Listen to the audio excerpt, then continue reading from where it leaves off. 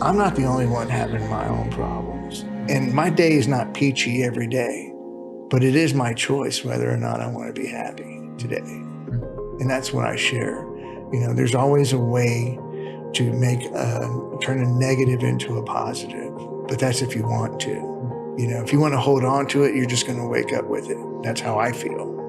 You know, and I don't want to wake up with it anymore because that's what drugged me down.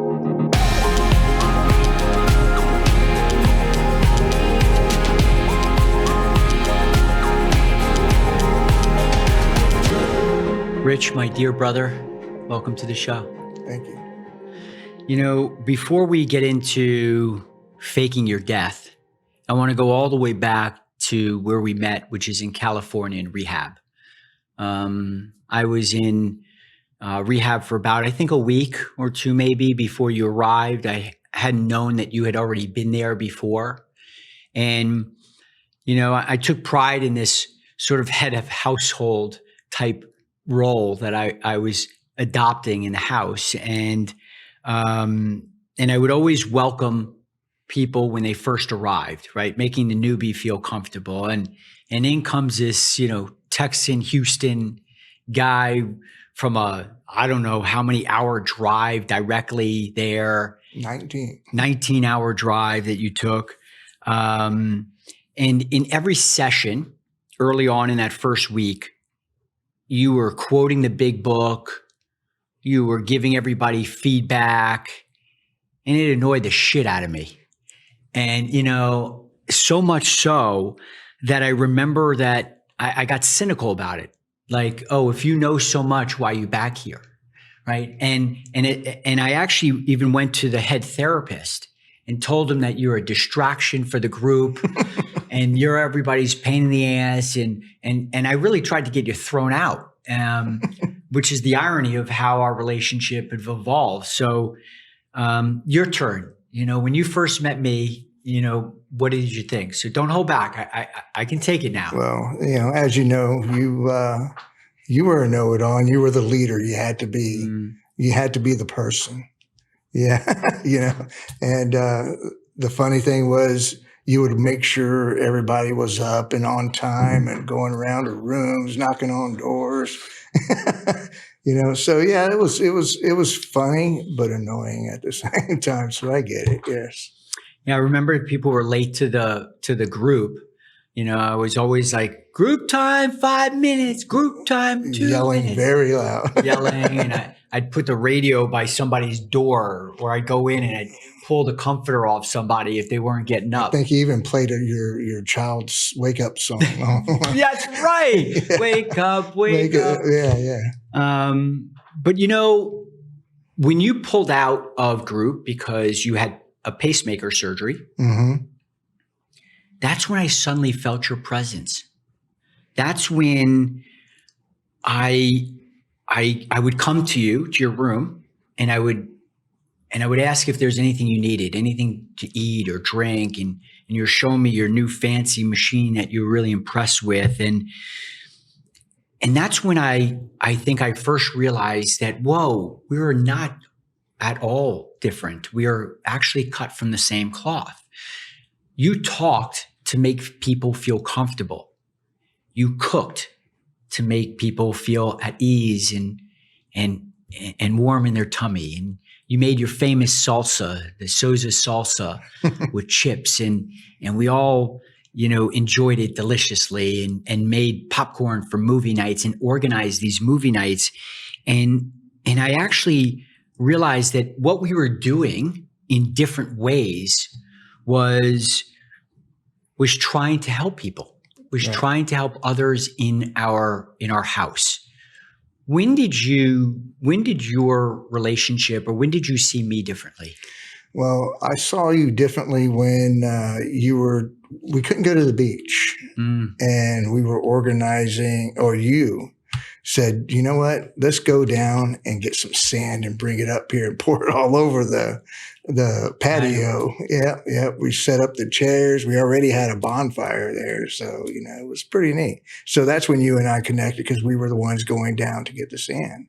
I helped you set everything up, you know. Yeah. So it was basically the walks and the talks, you know, that you and I finally got to connect, you know, and we started off with laughing first, you know, and we couldn't stop after that.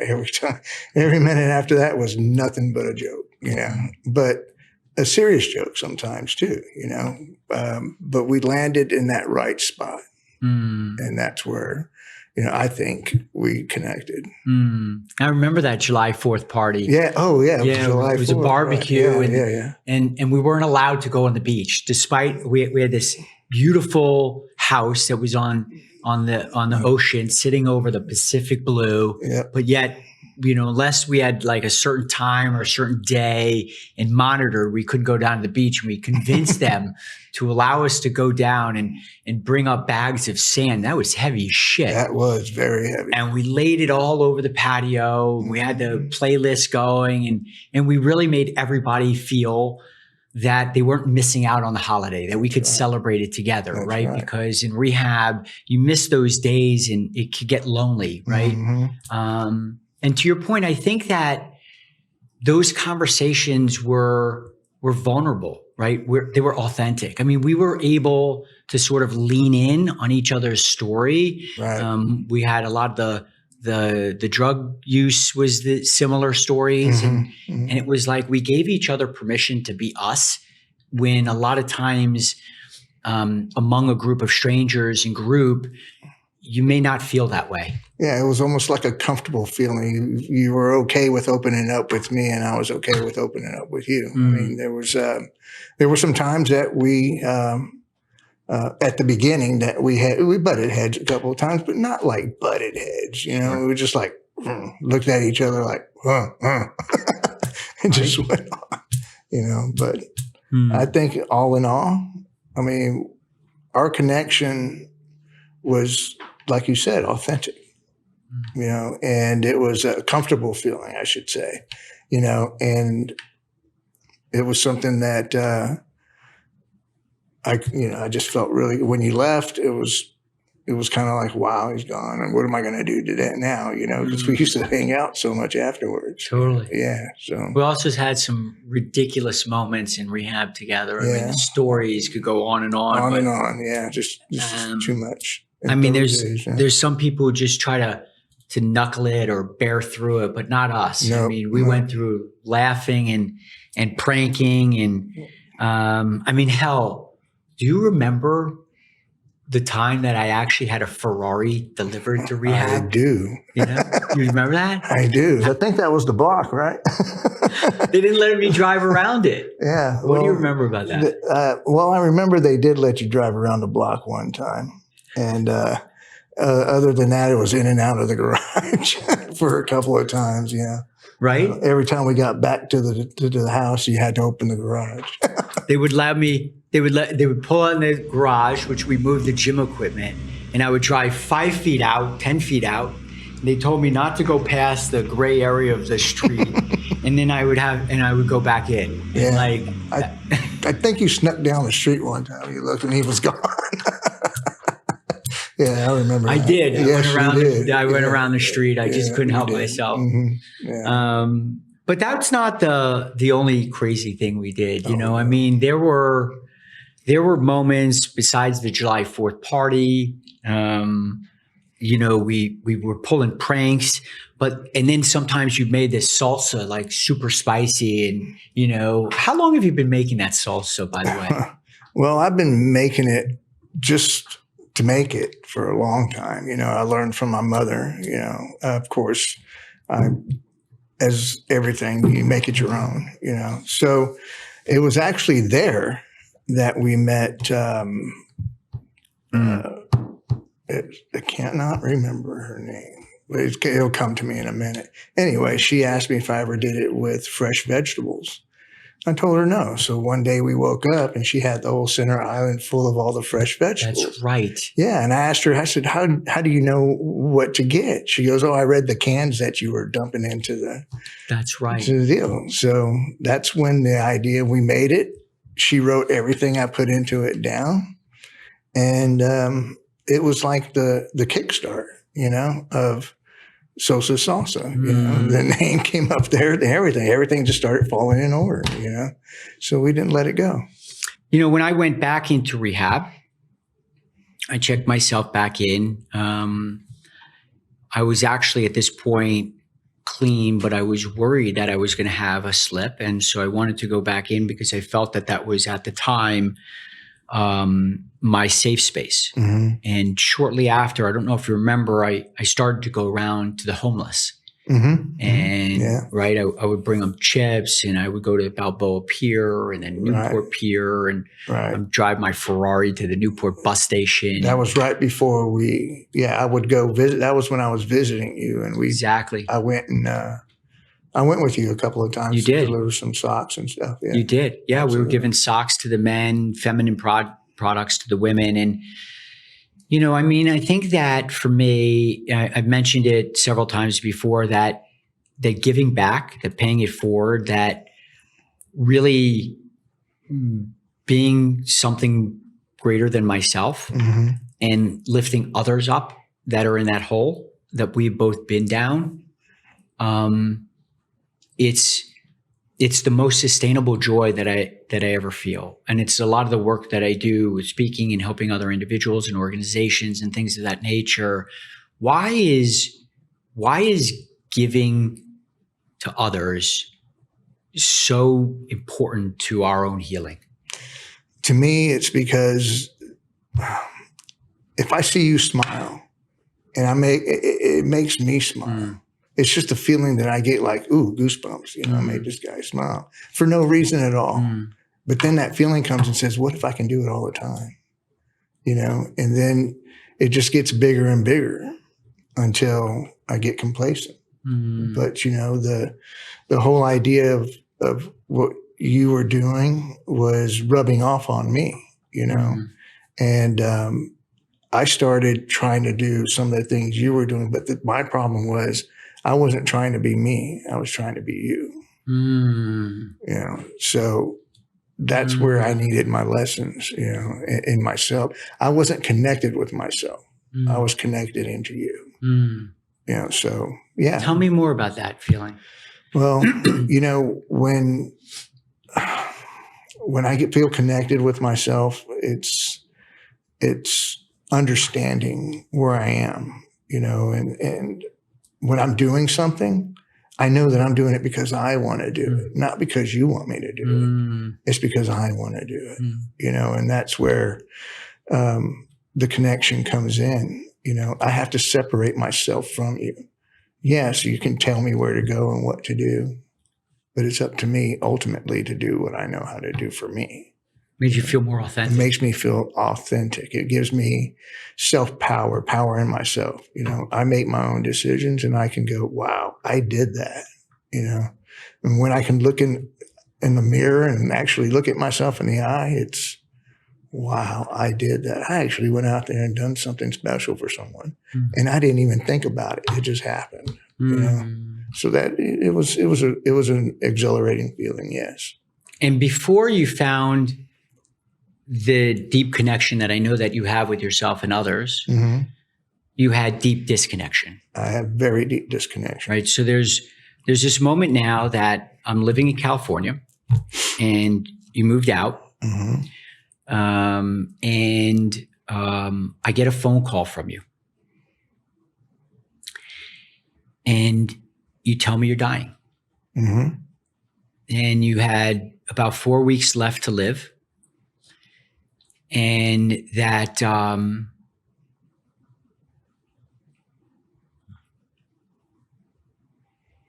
you still get choked up about that call. But you weren't. And we'll get into that. But I'm wondering, to help me understand, what is it of that deep, dark sense of loneliness? What was going on emotionally what was going on with you that you pick up a phone and I'm going to call my best friend and fake that I'm dying? When I left, when we parted ways in California, you were starting a new relationship at that particular time. That's right. And that's why, hey, I need my space because I need to focus on myself now. Right. Right. So yeah. I took that trip, of course, loaded with everything I can get, alcohol and what have you, because I drive straight through. And that trip was just lonely in itself. So when I got to where I was going, I felt empty. You had your life, but I didn't have mine. Of course, my kids and my ex and my parents, and I disconnected myself from my whole family because of the things and the choices that I made. It's something that I can own up to now. Even what we're talking about was hard for me to own up to, but in my mind, I was dying. I knew I was going to die. I just didn't know exactly how. I mean, I felt like I had to prepare you for it. You know what I mean? Because I was plotting my own death, and what's that feel like?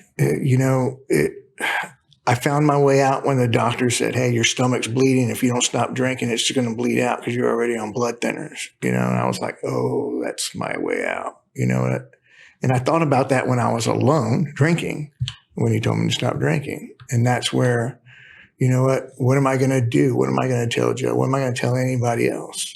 Because I'm going to die and they're not going to know. I want somebody to follow up with me to know that, hey, go check on Rich, and that's where I came out and used that as my excuse, because I wasn't going to stop drinking. That was my way out, and that's all because the funny thing was I was laying on the couch looking up at the ceiling. This is that time, going, wow, this is going to happen. This is actually happening right now. And I felt myself just fading away. Every time I went to the restroom, it was blood, and I was like, oh, when's it coming? When's it coming? So you saw yourself as a dying man and felt perhaps maybe the last set of control that you have in this is to almost fake the way you are dying. Mm-hmm. What, Rich, I think we all inside have moments of screams from loneliness, of wanting to be heard and seen. And can you describe the feeling emotionally? Can you describe what it was like when you pick up the phone and I'm going to make this call and say this because my life is that dark and that terminal? I was scared. Of course, I was on alcohol, so that's my bravery right there. Some of me wasn't even talking. It wasn't me talking. It was the alcohol. It was my subconscious taking over my words at some point, saying, "You're going to say this, and you got to do it because this is." I didn't want to live anymore. I made up my mind that I was going to go, and that feeling of emptiness and that turning in my stomach, man, I was sick. I wasn't thinking, my stomach was turning, my heart was beating fast, and to calm myself down, almost every minute I would have to chug my bottle of vodka just to get me to okay, get through this. Even when I was talking to you, I was doing this, and no food. I don't know if you remember, but I was like really, really skinny. Yeah. Yeah. I remember that towards the end when I was telling you got to stop drinking, man. Yeah. For me, I've been there too, right? So in 2020, I was on the garage floor in my house, laying there, and what I could do was curl up like in a fetal position, where I was uncontrollably shaking and considering ending my own life. And for me, that loneliness felt tiring. It felt that I was just exhausted, that I didn't have a fight left in me. And I thought that that was the only way ultimately to remove this pain that I could not figure out a way to get rid of. And it was the pain of that was going on in my head. It wasn't a physical pain. It was just a tiredness. What was the feeling like for you? It was like flashback. It was like, like literally life flying, going right. I saw my daughters when they were born. I was, Wow. I was thinking of all the times I could have spent and I didn't, and I was thinking that I was kicking myself down, making myself braver to do what I wanted to do, putting all those bad thoughts in my head, not even thinking of the good ones, not even to say, what if I could? It was not an option anymore for me. I think I asked you, Rich, if you have 4 weeks left to live, what do you want to do in your last moments of your life? And you shared that you wanted to go to Disney, that you would take your girls there, that you had fond memories of there, that it was a happy place for you. And I was like, at the time you were just finishing the work with me, and it was like, let's go to Disney, man. Let's do this. And I flew from California, and I met you in Orlando. And we went to Disney World. It's so interesting that, you were a dying man, but not dying at that moment. And to be asked sort of like, what's like, I always thought about people who are about to, be executed, and they're like, what's your last meal, and how they choose their last meal and why. And when I asked that question, what was it about this that in the way you answered it? It was mostly spending time with you, because every time we get together, there's nothing but laughs, nothing but fun. If I wanted a memory with someone who wanted to be with me. You know what I mean? You're the only person in the world, since we were inseparable, and we couldn't help but enjoy being each other's company. So that in itself, but what happened was you ended up having to having me from there, you saved my life without even knowing it. You had dinner with me. You told me that I'm getting picked up at 12 o'clock in the afternoon at checkout time at the front door of the hotel by the detox center. Okay. And I was like, shit, that ruined my plans, But other stuff happened there too. And I still was at risk, but it's funny how, to me, things happened. I didn't want it, and it's almost like the universe was saying, okay, you know what? That's your thought. Well, we're going to go through with it. I'm going to scare the crap out of you, if you think about it that way. But you unknowingly did what you did at that particular point. And there's more, but at that point, that's where you made me feel it. You told me, man, if I were you, I'd be fighting for your life. And, I would call every doctor in the world to see what I can do to take care of this stuff. And you seem like you just don't give a shit. I remember that. Yeah. And that hit me hard. Just because I upset you. It wasn't about upsetting me. I was like, damn it, why am I doing this? And that hurt at that time. There's others, but at that time, yeah. I love you, brother. Thank you.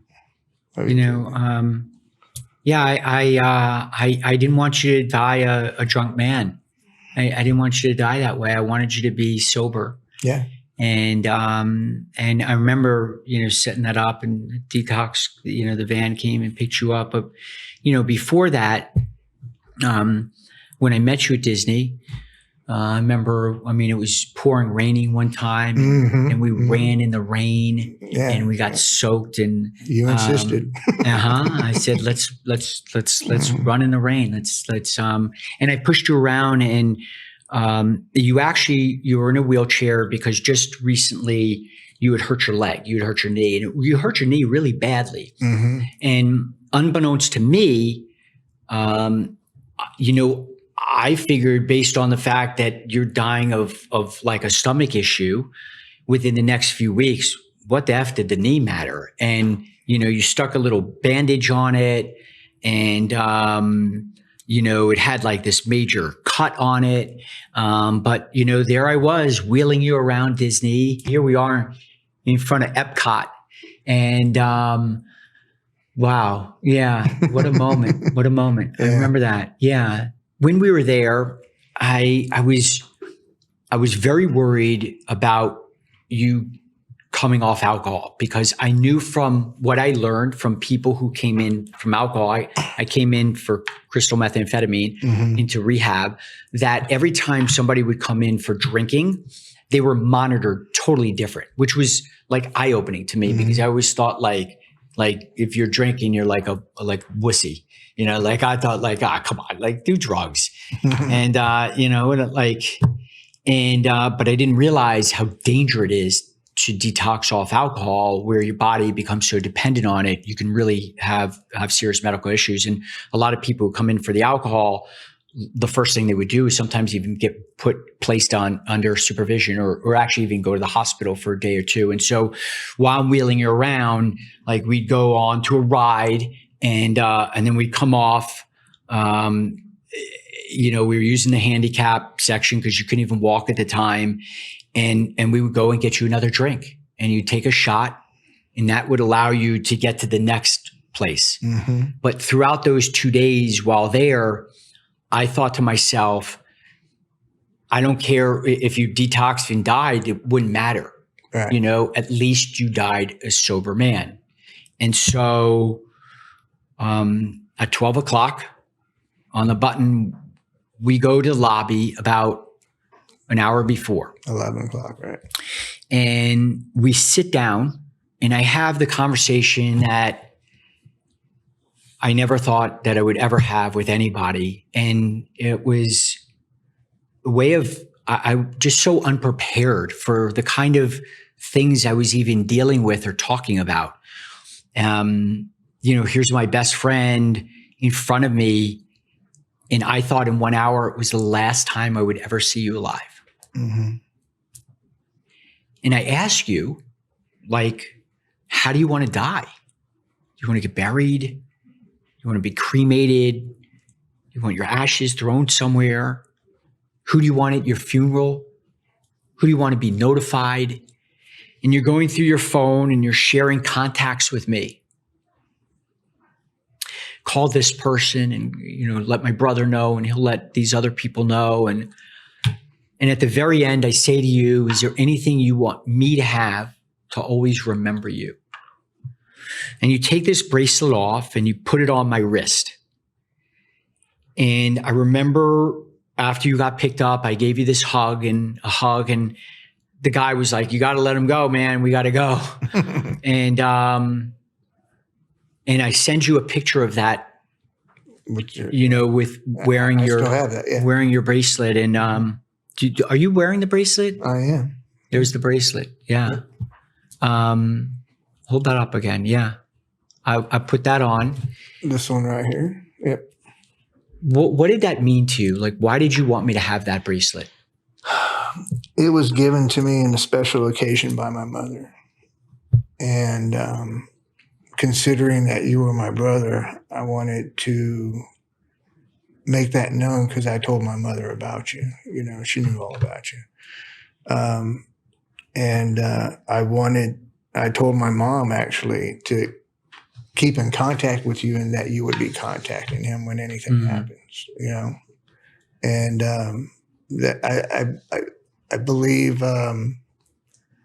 before that, I did some paperwork, made you my power of attorney. Yes. Yeah. So, I let her know that too, but I told her about the bracelet and giving it to you because it meant the world to me that she gave it to me, So every piece of jewelry I got on is from my mother, so otherwise I wouldn't wear jewelry at all.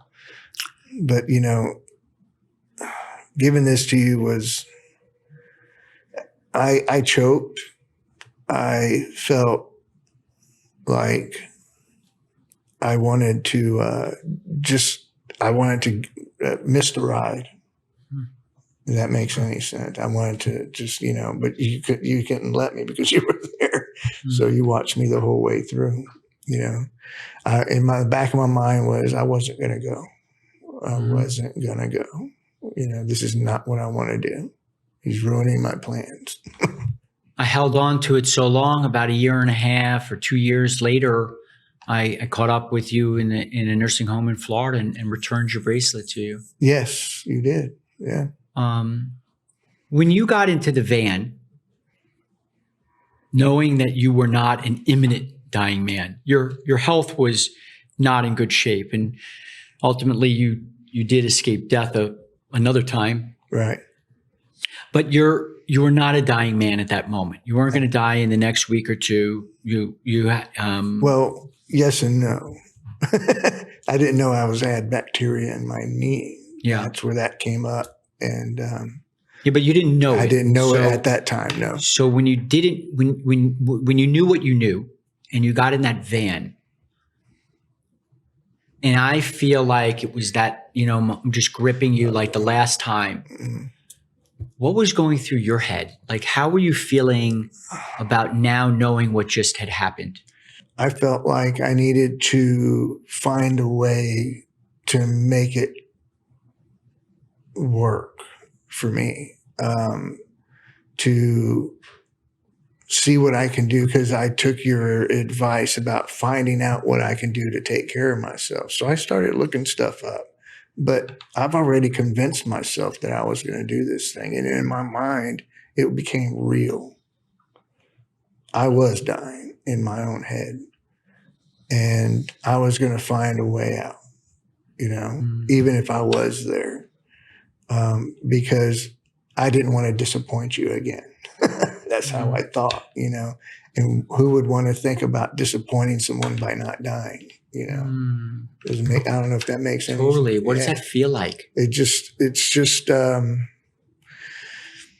don't know. It's like overwhelming of what can I do? What can I do? What can I do? And then as I start sobering up, in the detox, because the first week you're in detox from alcohol, you're out of it. Right. And it's like I'm drunk the whole time. Right. So that is keeping me in that spot. Yeah, it's keeping me in that spot. So you're not processing the emotions that I just left him. Right. He thinks I'm about to die in a week or two, but in my head, I'm going to die ultimately. And the alcohol numbs that emotion. Right.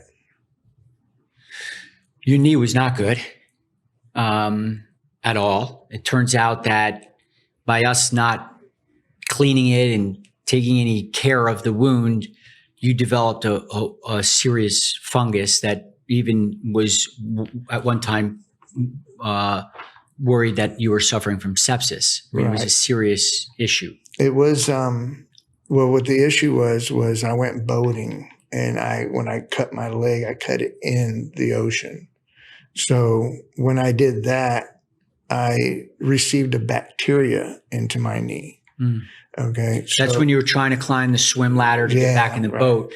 You slipped and you gashed your knee. That gashed. And so the bacteria came in that way. Yes.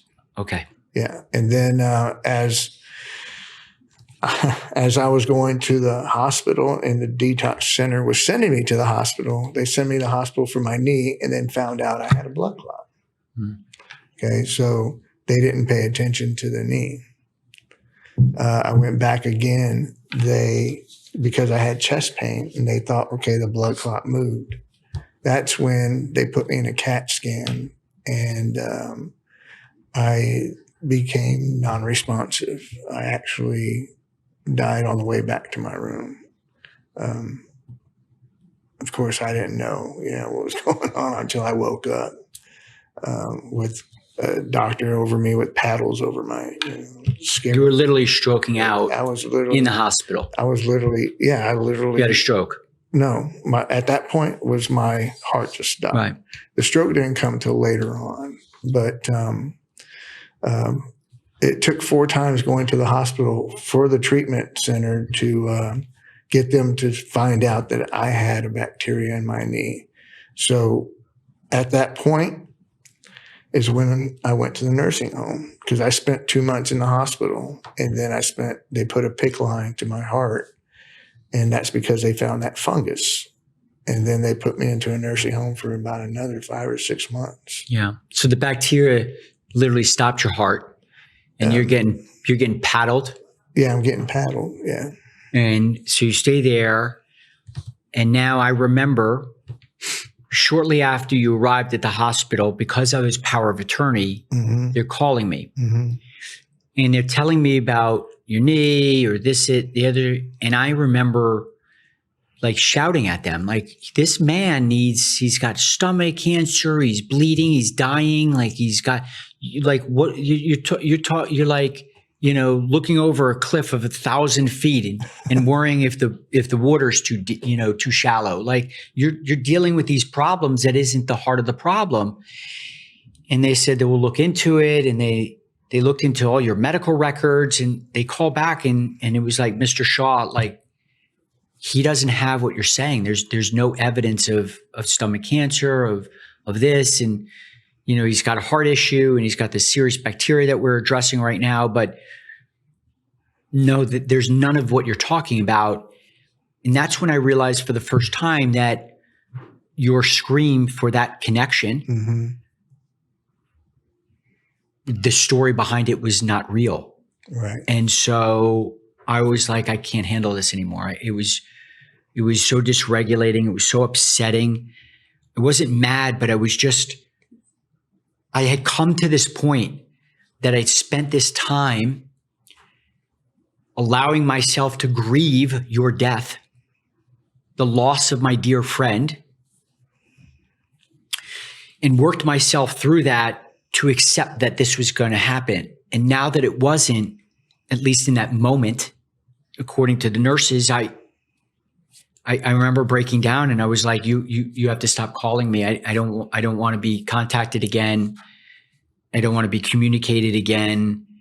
And, and I cut you off. I remember you were texting me quite a while until I blocked it, and dear brother. And I was wondering at this moment, there's really a tiny sense of brokenness in all of us. There's always this internal scream to be heard. And when you knew that, like, at least the text messages were blocked and you weren't going to be communicating with me anymore, what was going on now at this point on for the next couple months, while almost for a year that we didn't speak, I think? Yes. It was in August of 2023. I was laying in a dark room in bed. I didn't have anybody or anyone in my life that even cared. I did have a couple of people that I kept in touch with, but nothing like them coming to see me like you did, or be around me. And I didn't have my daughters. I didn't have my ex. I didn't have anybody. My dad disowned me. So, I had all this, my brothers wouldn't talk to me, all this damage that I did. And here I am back in the same spot again. But this time was the call I got from you in August. I was literally plotting another suicide, and you contacted me minutes before I was ready to make that move. I think you had already purchased some alcohol and got snuck in some alcohol. Yeah. I think they shared in their care plan that you was planning to kill yourself or to figure out the way to end this. Right. And it strikes me that each time that has happened in your life, I know that same theme for me is connection versus disconnection, right? Your daughters, your ex-wife, your dad, your mom, your brothers, me, the world gets very small. Yep. And the sense of that loneliness, the despair of loneliness can creep in, and loneliness can kill. Right. Absolutely. Yeah. What was that like for you that I just happened to call at the very moment of this darkest time in all of 1 year that I had chosen by happenstance to check in on you? That's an emotional part for me right there, because I was literally on my way out the door. I was in that bed looking straight up at the ceiling, getting ready in the next couple of minutes to stand up, and then the phone rang. And I looked, and it was you. I can see that it was you calling, of course, and my heart went 100 miles an hour going, damn it, dude, you're doing it again to me. Why are you stopping me this time? And it's almost like the universe was telling you to give me a call right at that moment. But I wasn't thinking like that at that time. I was like, okay, getting up. And when you told me or started talking to me and you started saying, look, I'm doing this thing, and I want you to be part of it. I think about you all the time. And if there's anybody I want to help, it's you. That's what you said to me. I can remember verbatim, And then I broke down. I don't know if you remember, I broke down. And you said, do you want to do this? And I was like, yeah, I definitely want to do this. Hell yeah. So that just threw my whole, I didn't bring it with me. I should have brought it. Didn't even think of it. But from the first day, from the first assignment you gave me, I did it the very next day.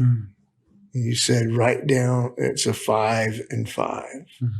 I want you to do 5 of this, 5 of that, 5 of this, and I want you to text me them every day. Instead, I was writing them down. I was sending you, I think the picture of the pages, as I was writing them down to show you, hey, I'm writing these things down. And I dated every single one of them. To this day, they're all dated. But yeah, it was the motivation. It was like I creeped out of that shell just a little bit, enough to do this until I started understanding a little bit more. But because you were talking to me every day, I took me out of that dark thought, of. Yeah. And you're talking about the connection cure. Yeah. So I call you, right? And it's, I tell you, so what happened was over that time period, I began to learn more about human connection and authenticity and the power of vulnerability. And I developed this framework, right? I call it the connection cure, conscious awareness of how we're showing up. Right. U for understanding where our disconnection comes from. R for renewing our connection with ourselves first. And once we can make that connection with others. And then E for expand, meaning how can you now drive further connections for yourself and teach others how to connect. And I had created this thing called the 5 for 5 challenge, right? 5 things for one day for 5 days. Affirmations on yourself, learning something about it, an activity that you do. And I was really amazed and blown away by the sheer way you took that on and you owned it, and you did that, and with seriousness and determination. And you would call me each day, but then you would also text me these things. And afterwards I said, you want to do it for 30 days? And we expanded the 5 for 5 challenge, and we turned it into 30 days. And we came up with some other things that we did. And so I'm wondering for you now, and I know that you're now one who is deeply connected with yourself, sober for how long now? 2 years, 2 years next month. 2 years, and deeply connected with others. And so I was wondering, within those first 30 days, what was it about the connection cure? What was it about the work that I was doing, and forgetting me for the moment? What was it that you were doing that began to reframe everything for you? Ooh, the hard part. The hard part was you were telling me to stick affirmations and stuff on the mirror and look at myself and say the affirmations. And I was like, I would say them, but I wouldn't look at myself in the eye, and I would actually look down, and I'd find myself looking somewhere else, and I would force myself to look, and I would cry almost every time. Everything I had sent to you, I said in that mirror until I was able to look at myself in the mirror and believe it. Wow. And it took a long time. It didn't happen right there where I was. Yeah. And that's important for anybody who would go through it too, to recognize it's not an overnight thing. Right. You got to stick to it, because to your point, you got to believe it. Right. And it was, I did it through that time because that was near my end of being where I was. And that's where the other incident came, when I was in the, remember I went back to treatment in Tampa. Yeah. That's when, and I kept doing it. I just kept doing it. And I was already doing it with my roommate at that time too, But it was, I got to a point to where I was able to look at myself in the mirror, and I wouldn't quit. I just kept going. Consistency. I kept telling myself, be consistent.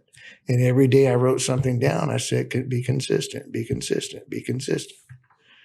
So I was telling myself. You know this message well, because now you go and you share the message yourself. I do. What would you say about the connection cure? What did it do, like particular for your life, that transformed the way you show up today? It helped me understand myself and connect with myself more. I didn't so much look at you and say, I'm going to fix you. That's not how it works. For me, it was like, okay, I want to fix me. And when I get this to where I'm comfortable with it, I think I even told you one time, because you wanted me to write something down. I said, I just don't feel comfortable right now until I get used to it. So I can be authentic when I actually do it. And you agreed. So that's what I started doing. I started doing that. I started getting to where I was at a comfortable point with myself in a certain level that you had me on, and when you put something out there, I always took that to heart, and I learned that first. I stopped doing this, and I started, okay, I'm going to do this. And once I understand it, I'm going to share it. And I would put that in my shares too. I would say, hey, I'll get back with you once I learn this. It took steps, baby steps. Well, my dear brother, we have come such a long way, and so have you. Now you send out a nightly message. Yes. I'm on your group. It's a large group. You spend an hour or two, maybe longer sometimes, putting your message together. It's no ChatGPT kind of thing. You really speak from your heart. You speak from the cure. You speak from connection. And in so many ways, you become now this beacon for others. And the irony is that now I've gone through some difficult times, and I get your message. And it's your message that I hold on to that helps me believe that tomorrow will be a better day. What is it about this expanding? What is it about now sharing this connection and encouraging others that works for you? So I tell myself I don't have a crystal ball. I can't read the future. So I live it by the day. Mm. And when I share these messages by the day, I don't just share to share. I share my experiences, what I go through, what I feel for the day. Mm. This is what I did. You know what I felt uncomfortable about? This is what I did. And I always use I because I talk about myself. I don't try to tell anybody what to do. And I get messages back for people that relating to.